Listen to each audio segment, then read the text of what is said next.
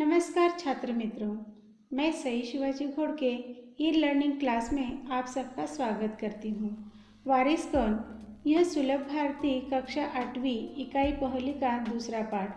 हमने इसके पहले वाले वीडियो में पढ़ा और इस पाठ की कृतियाँ की, जैसे कल्पना पल्लवन, श्रवणीय, संभाषणीय, पठनीय, लेखनीय आदि। आज हम इसी पाठ की बाकी स्वाध्याय कृतियाँ देखेंगे। यहाँ भाषा बिंदु में रचना के आधार पर विभिन्न प्रकार के तीन वाक्यों को ढूंढकर लिखने के लिए कहा है। भाषा अक्षरों, शब्दों तथा वाक्यों से बनती है। इससे हम एक दूसरे से संभाषण करते हैं। यह लिखित और मौखिक रूप में भी होती है। रचना के आधार पर वाक्यों के प्रकार देखेंगे।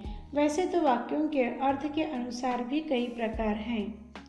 पहला प्रकार है सरल वाक्य। जिस वाक्य में एक ही उद्देश्य और एक ही विधेय होता है उसे सरल या साधारण वाक्य कहते हैं। राजा ने चारों बहनों को बुलाया। इस वाक्य में राजा ने यह उद्देश्य है और चारों बहनों को बुलाया यह विधेय है। यहाँ दिए गए उदाहरणों को पढ़कर कापी में लिखिए। जिस वाक्य में उपवाक्य एक ही रहता है पर आश्रित उपवाक्य एक से अधिक आ सकते हैं, ऐसे वाक्यों को मिश्र वाक्य कहते हैं।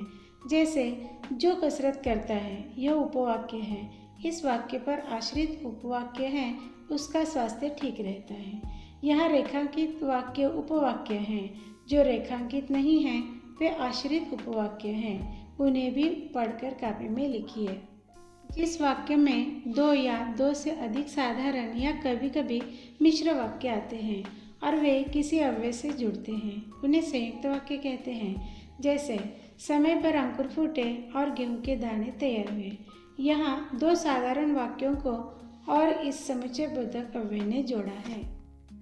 और संयुक्त वाक्यों में एक या एक से अधिक वाक्य जोड़ने के लिए और, पर, परंतु, क्योंकि, चूंकि आदि समुच्चय बोधक अवयवों का उपयोग किया जाता है। वारिस कौन इस पाठ से ऐसे विभिन्न प्रकार के तीन वाक्यों को ढूंढकर लिखो। अगली कृति है मैंने समझा। यहाँ आप पाठ से मिलने वाली सीख या इस पाठ ने आपके मन को कौन सी प्रेरणा दी है, यहाँ 2-3 पंक्तियों में लिखिए। स्वयं अध्ययन में बीरबल की बौद्धिक चतुराई की कहानी के मुद्दों का फोल्डर बनाकर कहानी प्रस्तुत करने के लिए कहा है।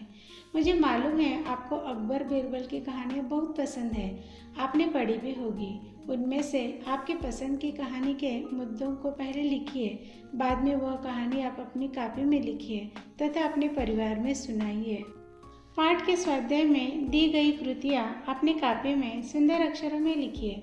जैसे सही विकल्प चुनकर लिखिए, उचित घटनाक्रम लिखो, परिणाम लिखो, संजाल पूर्ण करो। परीक्षा में पाठ में से किसी एक अनुच्छेद पर ऐसी ही कृतियाँ 6-7 अंकों के लिए पूछी जाती हैं। धन्यवाद।